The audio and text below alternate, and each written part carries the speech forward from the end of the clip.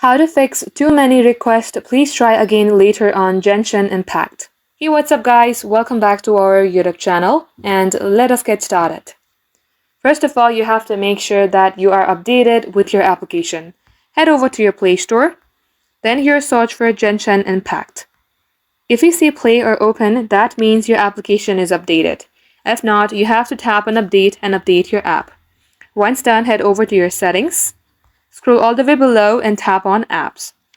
In here again, search for Genshin Impact. Once done, tap on to storage, then clear the cache.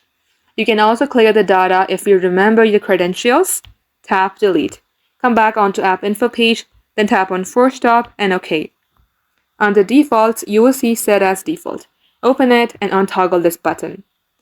Now once you do all this, restart your device and see if this fixes your problem.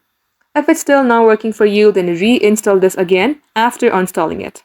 Just like so guys, this is how you can fix your problem. Thank you for watching and we will catch you up in our next upload.